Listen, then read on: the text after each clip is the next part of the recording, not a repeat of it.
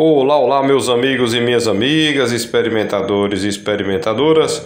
Eu sou Edson Almeida e esse é o canal Experimentador do Sertão, trazendo hoje diretamente de Jeremoabo, na Bahia, o intercâmbio de sementes crioula diretamente de uma comunidade quilombola. Vamos acompanhar aí. Eu sou Cida, presidente da Associação Quilombolas de Viração e Siriquinha. A nossa luta aqui de quilombola, a gente começou desde 96. E aí o nosso primeiro objetivo aqui, para a gente fundar essa associação, foi um poço artesiano, porque a gente sofria muito com falta de água. E aí, dependendo dessa associação que a gente fundou, a gente já teve muitas conquistas e até hoje a gente está com essa luta. Porque quilombolas não é você pegar uma certificação e colocar debaixo de um braço, não. É você ser certificado e correr pelos seus direitos.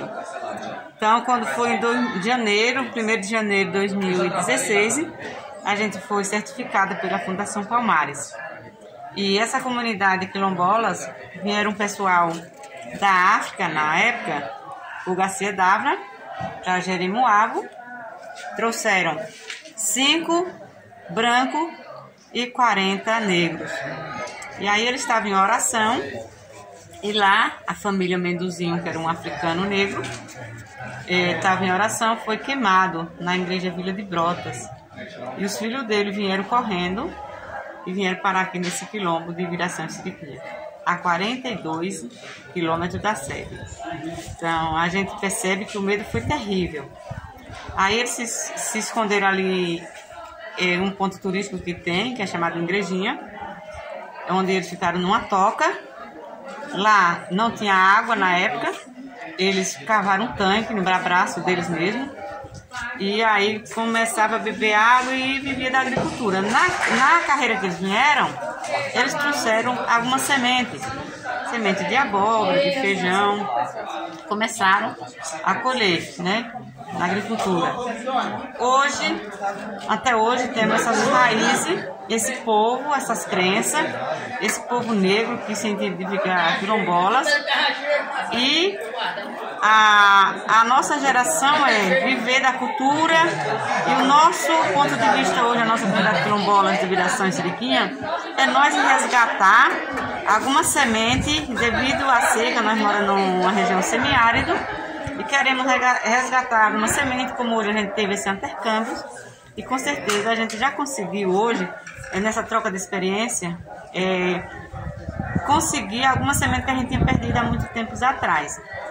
Temos uma casa de semente, onde essa casa de semente tem as sementes crioulas, que foram sementes de nossos tataravós, avós, nossos pais, e que até hoje foi passado por um teste e que essas sementes são orgânicas. E a nossa preocupação hoje é o transgênico. Nós queremos acabar. A nossa região aqui, graças a Deus, a gente não planta nem transgênico e nem com veneno, com agrotóxicos. A gente planta orgânico. O adubo a gente curte dos nossos animais. Quem tem muito, junta mais. Quem tem pouco, junta pouco. Mas com esse pouco, com Deus, é muito. E o muito sem Deus não é nada. O que nós queremos é a saúde, que é mais importante. E é o que a gente está precisando aqui, não só aqui na nossa comunidade, como no Brasil e no mundo.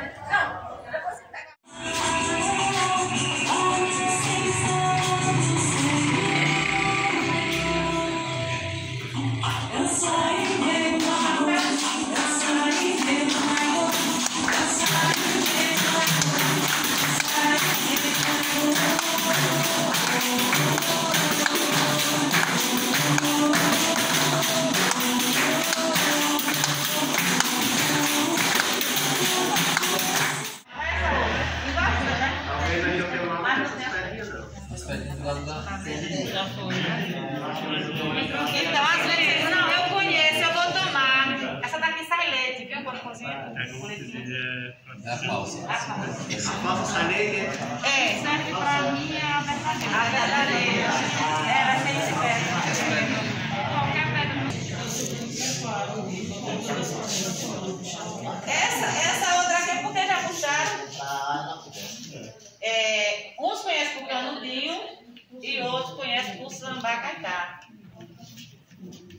Um inflamatório muito bom, a pessoa levou uma cicatriz, o senhor lavou, tem problema, as mulheres... Esse aqui, não conhece porque não tinha, porque esse aqui tem bastante.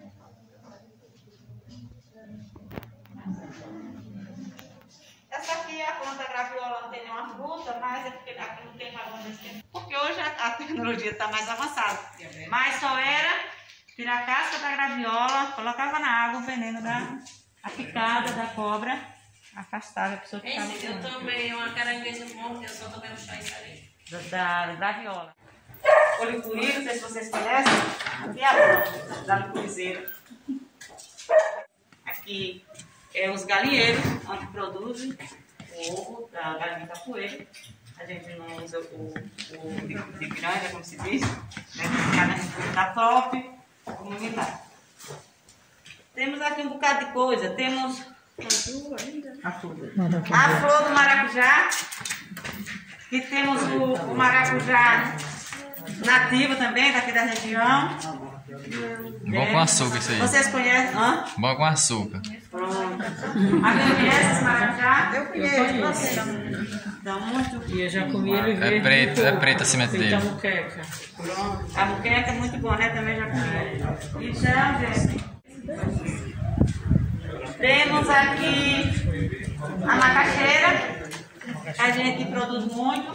Temos aqui uma casa de farinha, onde tem mais de 40 anos, uma fábrica, que a gente conseguiu o trator pelo projeto Bahia Produtiva, não pensando em desmatar, e sim de levar o nosso produto até a casa de farinha, que a gente não tinha que levar. E hoje, graças a Deus, temos o trator e a gente produz a mandioca, o aipim, aqui é o aipim.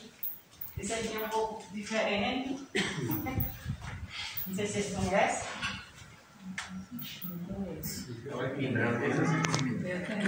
Conhece, né? Parece uma planta. O nação, trabalhar no pé, tira a folha, faz o chá, ou então coloca na água, fica tomando. O diabetes já lá em cima, abaixo. Mas tudo isso precisa da água. Precisa da água. Para que nós possamos passar por essas frutas, essas verduras, essas árvores na vida, temos que ter água. E hoje, dia 22 de março, comemora o que, gente? Então, água é vida. Por isso que temos aqui essa jarra. E que aí, que é do ponto de vista. Vamos cantar aqui um canto rapidinho, rapidinho da água, para que nós possamos passar a palavra para a nossa amiga Diana.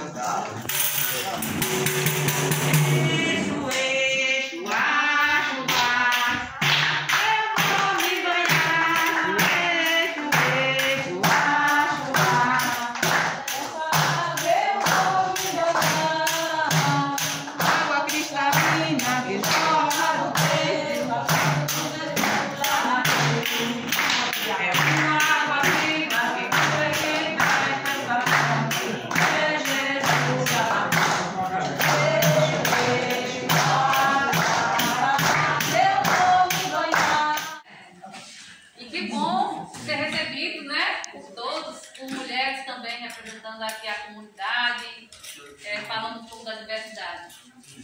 Eu acho que a gente deve fazer uma apresentação rápida, porque quem está aqui quer saber vocês que estão chegando, de onde vêm, o que estão trazendo de histórias, de lutas, né? E a gente vai fazer uma apresentação rápida. Deve estar, assim, alguma coisa mandando uma mensagem, né? Chegando próximo do meu dia.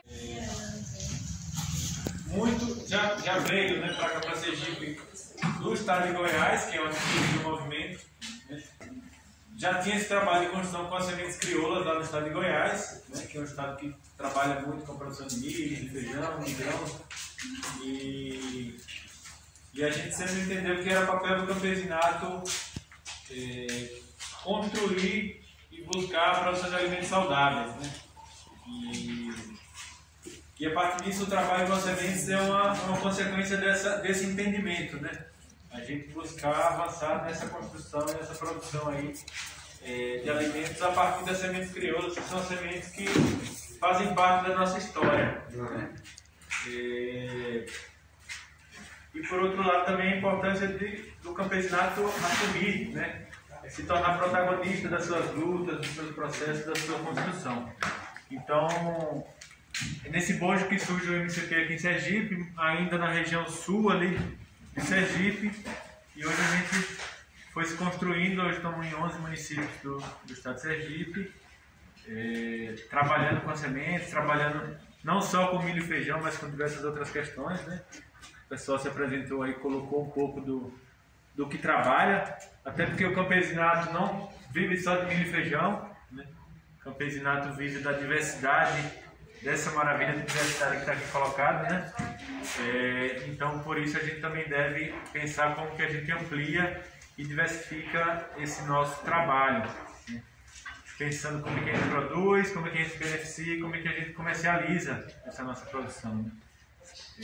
Para que a gente possa ter mais renda, mais qualidade de vida. E temos, né, nesse processo todo trabalhado com essa questão das sementes, né? Produzimos a partir de 2016, se eu não me engano, começamos a produzir o cuscuz, né, o cuscuz crioulo, que tem até alguns pacotes aí, não sei se o Ventura já chegou alguma vez aqui o cuscuz, né?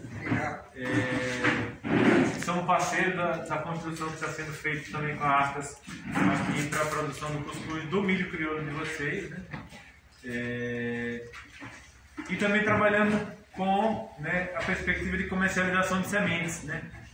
Porque a gente entende que o camponês e a camponesa também tem o potencial, também tem a condição de produzir um material genético de qualidade, né, que pode ser utilizado como semente e que também pode ser comercializado e distribuído, né, através de políticas públicas, né? Não é só a semente das empresas, não é só essa semente que nos cabe. A gente vem trabalhando muito com isso, a importância dos agricultores e agricultoras se sentirem parte, né, se sentirem donos desse processo de produção de sementes também, né? E nessa caminhada temos encontrado bastante dificuldade, muito especificamente para o feijão, iniciando a produção do feijão, né? Infelizmente, o cenário que a gente está vendo é que cada vez menos tem sido plantado feijão e cada vez mais tem sido plantado milho transgênico, né? E isso interfere diretamente na nossa alimentação, né? Nesse caso do feijão, a gente tem buscado incentivar os agricultores que produzam variedades de feijões diversas, que não só o feijão carioca, né, que é o feijão mais comum, mas tentar resgatar essas várias variedades que a gente tem aí amostradas, né? E mostrar para a sociedade que isso existe, né? Porque tem gente que só acha que existe feijão preto carioca, não existe mais nenhum, né? Então a importância de apresentar essa diversidade. E no caso do milho, a problemática da contaminação, né? Da contaminação das sementes, que tem sido um problema muito grande, né? Vários companheiros aqui já falaram, e a gente tem buscado caminhos de primeiro evitar, né, a contaminação, mas o que nós temos acontecido é o seguinte, que a maioria das sementes locais, as sementes comuns, as sementes tradicionais do nosso território, tem dado contaminação por transgenia, né? Com todos os cuidados que os agricultores tomam, ou que às vezes não tomam, né, porque nem sabem desse processo, mas a contaminação tem sido muito alta, né? E a gente sempre conversa com o pessoal do IFES, né? Com a Eliane, que é quem faz pra gente esses testes, né? O pessoal do IFES, já agradeço também a presença do Theo aqui e do IFES, que é um parceiro muito forte nessa construção que a gente tem. Problema, né? Tudo que é milho cateto, por exemplo, que a gente encontra está contaminado. Todos os milhos tradicionais da nossa região que a gente consegue encontrar na mão dos agricultores estão dando contaminado, né? O Adriano tem um milho cateto lá que ele é o orgulho dele, né, Adriano? Que é um milho que dá 20, 25, não sei se é história de pescador, mas Bati 28 agora. 28 sacos por tarefa do milho cateto que está contaminado, né? Infelizmente. E ele fala, não vou deixar de plantar esse meu milho porque o meu milho tem história que eu planto, tem tempo e ele tem uma produtividade muito boa, né? Então a gente pensou esse intercâmbio, né, conversando com a Adriana, para que a gente pudesse fazer um momento de troca de saberes, de troca de sementes, para que a gente possa trocar essas variedades que a gente tem, né, e aumentar a nossa diversidade, né? Porque hoje, infelizmente, a gente só está com maior quantidade de 2 variedades de sementes de milho, porque as outras foram dando esse processo de contaminação. A gente já chegou a ter 7, 8 variedades de milho crioulo livre de transgênio. Hoje a gente só está com 2, né? Apesar de todos os esforços, de todo o trabalho, em maior volume, né? Tem algumas outras, essas 2 são só da manhã e o paulistão. Tem algumas outras em menor quantidade, o milho cunha, né? Temos encontrado alguns milhos, mas ainda sem a certeza de que estão contaminados ou não, como o milho Ibra, que a gente encontrou semana passada e deu contaminação, os milhos do Capão Fino, que deu contaminação, o milho Papo de Peru, que também deu contaminação. E esse é um problema que a gente tem visualizado, enfrentado, e a ideia hoje que a gente pensou e propôs para a Arcas, vamos fazer um momento de troca de semente, porque a gente precisa construir diversidade de variedades dessas sementes, para que a gente possa ir se libertando e libertando os agricultores, né? E também porque cada variedade tem sua característica, né? E a gente quer, né, que a gente possa disponibilizar para os agricultores as diversas características de acordo com as necessidades de cada um. Então, o milho que é mais bonito, que é melhor para artesanato, o milho que é melhor enfim, mais produtivo, para fazer cuscuz, para fazer semente, para fazer silagem, né? Para fazer pamonha, para fazer o que for, né? Então essa é um pouco da nossa ideia desse vídeo de hoje. E mais uma vez agradeço aí a disponibilidade, a disposição, né, da Arcas, da comunidade, o pessoal do IF também que nos ajudou. E nossa companheirada, né, todos os agricultores e agricultores que vieram aqui hoje, o pessoal da escola também, para que a gente possa fazer um bom momento aqui de troca e quem sabe, né, fortalecer nossa relação, fortalecer nossa parceria e pensar como é que a gente vai fortalecer esse trabalho de semente crioula e fortalecendo o campesinato aí nos nossos territórios. É isso, gente. Catete. Vocês veem assim, olha, diz que é um preto e é um branco. Que botaram o preto no branco. Não, é da própria semente. É a semente catete. Essa semente catete, meu pai plantava há muitos e muitos anos, era dos avós dele, e aí ele foi guardando essa semente e a gente plantando. Só que essa semente ela é um pouco tardão, ela não é desse milho rápido não. Temos aqui o de Joel, que é também outra semente que a gente planta junto, mas não é como o catete. Esse catete foi passado pelo teste, graças a Deus não está contaminado, que é uma das preocupações que nos preocupa muito. Esses milho está contaminado pelo vizinho, às vezes na plantadeira, vai plantar e leva uma semente e aí acaba ficando contaminado. Mas esse nosso aqui não está não, né? Temos já feito o teste e graças a Deus está limpo, vamos dizer assim. E aí ele cresce muito, bem alto, esse aqui, o catete. Bota, dependendo da chuva, que aqui o semeado tem ano que a chuva é mais, outra menos. Ele bota até três espigas em cada pé, dependendo a chuva. Né? Quando a chuva é menos, bota uma espiga. E que a espiga dele é bem grande. Eu tenho até umas aqui, mais ou menos isso, quando tem muita chuva. Fica desse tamanho, a gente não trouxe a mostra. O milho catete. Ele rende muito na colheita. O caroço dele, o capuco dele não é tão grosso, também não é fino, médio. Porque tem milho também, o capuco é grosso, outro capuco fino, né? Esse não, ele é médio, normal. E aí, esse milho, ele para cuscuz, a massa é muito boa. Emerson mesmo tá aí com um pouco de saco comprado dele, né, Emerson? Porque a semente dele para cuscuz é bom. O cuscuz dele também fica um pouco pintadinho, né, devido à cor dele, que é catete. Esse outro milho aqui,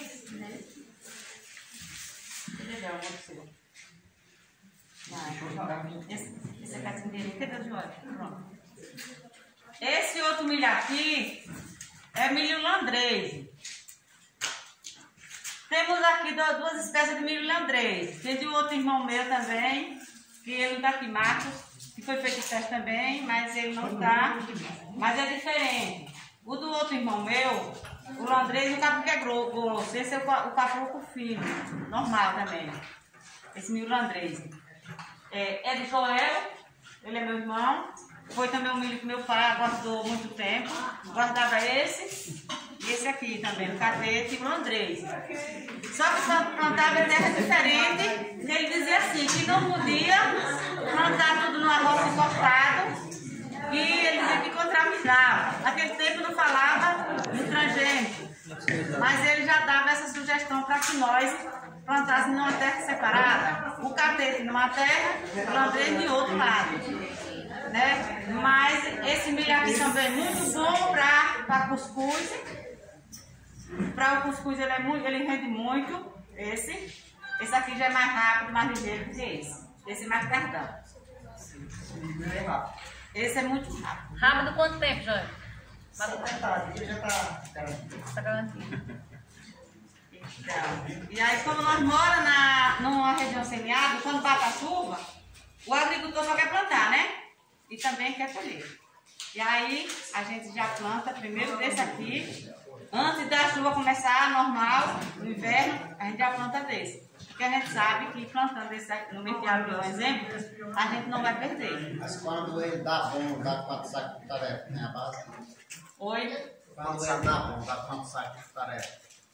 Olha, Eu planto ele no extremo, não, é lá. Ah, você planta dentro do feijão, né? Se eu plantar sem feijão, eu planto ele com duas varas. E ele não cresce muito, não. Não testou ainda o extremo? Não. esse ano, meu marido já está pensando em plantar ele no extremo, esse aqui. Já pensemos uma coisa diferente, né? A gente testar ele no extremo, porque só nós plantar ele, mas é lá, certo? Alguma pergunta sobre o milho landrez, o milho catete? Você já alguma pergunta? Eu vou fazer sobre esse catete. Me diz, se vocês já fizeram o teste, se vocês pegarem esse preço e separar, e plantar ele separado, será que ele não vai dar uma semente igual por igual? Você fazia a seleção dos caroços? Não, já fizemos. Dá a mesma coisa. Pega a mesma linha da contaminação. Uma rede de família, né? A variedade que é assim. A variedade que é assim. Então, Há 3 anos que eu estou plantando Paulistão. E o Paulistão, ele tem uma característica mais para forrageira. Por quê? Porque ele é alto. Não sei porque que baixinho gosta de tudo alto. Mas é uma característica que chega até 3,5, acho que de altura. É muito alto e, vou ser sincero, quem explica que eu fazia isso, para poder quebrar. Então ele é muito alto. Mas aqui, esse Paulistão aqui é da região de Estância. Ele deu um pouco mais curto, talvez seja por conta do clima também. E o Paulistão tem outra característica, 2 características assim, que eu venho observando. Primeiro, ele é um milho que ele tem mais resistência à chuva, por ele ser tardio.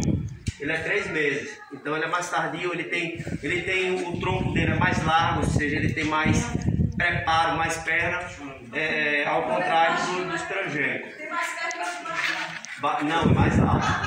Né? Então, e outra característica do paulistão, eu percebi que ele dá menos gorgulho. Ele dá menos gorgulho. Então, eu plantei anteriormente na minha região, porque lá em Lagarto nós temos uma divisão de clima, certo? Tem uma área, Lagarto Sergipe, né? Tem uma parte do tanque, que é a dos meninos aqui, ele lá é mais semiárido, né? E a minha parte já é mais litoral. Então, a mudança de clima ela é muito. Então, já no tanque, eu vou deixar para acho que o outro vai falar sobre a outra variedade, que é o sol da manhã. Então, na minha região ele chove mais, e aí o paulistão ele se deu melhor, né? O clima foi melhor. Então, teve essa característica. Eu vou falar um pouco da variedade sol da manhã, que é uma variedade precoce, né? A gente planta lá na nossa região, que como o Ricardo falou, tem menos chuva do que a dele. E esse milho, o ciclo dele é em torno aí de 70 dias. Né? É um milho doce, se assemelha com o cadetinho, que é aquele cadete mais do caroço miúdo, né? E também é um pouco mais precoce. Né? É um milho de um porte de espiga não tão vantajoso quanto o paulistão ou esse outro aí. As espigas deles são medianas, né? Em alguns casos, de boa produtividade, a quantidade dele, o rendimento dele para massa é razoável, não é aquele milho fino, que dá muita capela, muito olho, ele até tem uma boa quantidade de massa, e a gente já vem plantando ele há 4 anos, estamos bem satisfeitos com o sol da manhã. Né? Pretendemos conhecer algumas variedades que a gente pretende um milho que tem uma maior produtividade e um rendimento maior de massa, né? É esse o nosso objetivo. Talvez, não sei, com um cruzamento ou de outra forma. E a grande questão das nossas regiões que trabalham com pouca chuva é a precocidade, né? Que é essencial. Então, a gente trouxe aqui um pouquinho deles para vocês multiplicar aqui e ver o rendimento aqui nessa comunidade para a gente acompanhar. Muito obrigado. A cana preta, né? A semente de cana preta, quem quiser tá aqui. A folhagem do deserto de aduba.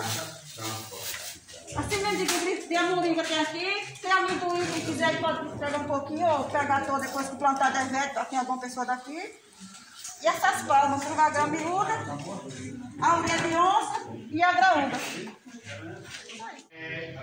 Colocar a importância de turma que a gente trouxe, né? A ideia é justamente essa, trocar as variedades. Então, se vocês visualizaram alguma variedade que vocês têm interesse, já corre atrás do agricultor, já vem fazer a conversa aqui nesse momento, que é justamente para isso esse momento de hoje, para que a gente possa deixar algumas variedades aqui nossas e levar as daqui para lá. Então, fica o recado aí para nossa turma, para se articularem aí, né? Conversar com cada um para pegar um pouquinho e fazer a experiência. Eu vou falar do meu aqui. Eu trouxe esses cocos, eu moro perto da praia, então eu trouxe esses cocos. Só trouxe uma muda só, porque estava sem muda quase. Mas é coqueira não, quem quiser pode pegar. Só tem uma muda, não sei se esses aqui vão dar muda. Tem o feijão de porco e a moringa, vocês devem conhecer, né? Que eu trouxe também lá de casa. E o que eu queria falar é o seguinte: o companheiro aqui já trouxe alguns desafios que eu acho que é importante a gente reforçar, né? A gente trouxe aquelas embalagens ali, que são de 20 quilos, né? E é uma experiência que a gente já tem tido, que é de buscar a comercialização dessa semente junto com prefeituras, com governos estaduais, né? E é naquele método ali que a gente apresenta. Na verdade é a mesma coisa, a semente que tem na garrafa aqui, só que está dentro de um saco costurado. Então a gente faz os testes de contaminação com transgenia, faz o teste de terminação em laboratório, né, para poder comercializar, que é o que o Ministério da Agricultura pede.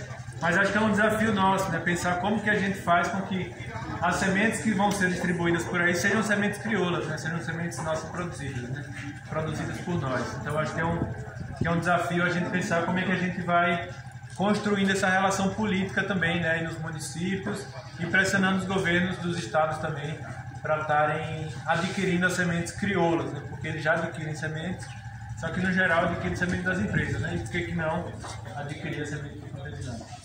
Então era só essas duas coisinhas que eu queria falar e reforçar aí. A gente, comecei com o Adriano da gente deixar esses 2 sacos aqui, tem um saco de 20 kg de Paulistão e 20 kg de Sol da Manhã. E a gente pegar, né, fazer uma troca com 20 kg do Landrez e do Cateto, né? Mas que é importante também que a turma aí possa articular, fazer as conversas aqui do pessoal para fazer a ponte, né? Se quiser levar um pouco agora, ou se quiser comprar um pouco do agricultor também, para que possa plantar lá e fazer o teste e ver se amplia a quantidade, né? A quantidade que ele pegou é fundamental para que a gente possa ter mais variedades, né? E mais adaptações, né? Porque são as várias variedades que vão fazer com que cada realidade seja atendida aí, né?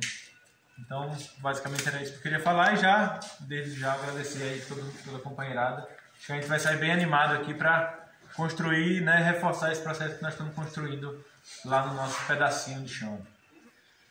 Trocar e levar, então depois a gente pode ser que não sossegue mais na cadeira, né? Mas agradecer a comunidade, em nome da Dona Cida, da diretoria da associação, das mulheres que prepararam a comida pra gente, muito deliciosa.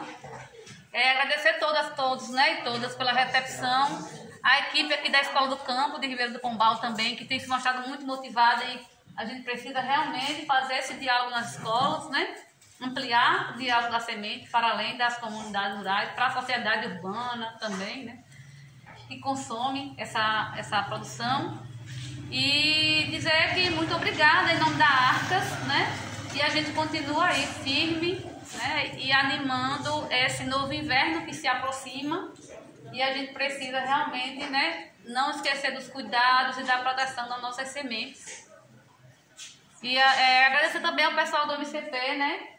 Felipe e em nome de Felipe, que eu não sei o nome de todos, mas agradecer a todos que saíram lá do seu cantinho para fazer também essas trocas aqui de conhecimento, de semente com a gente.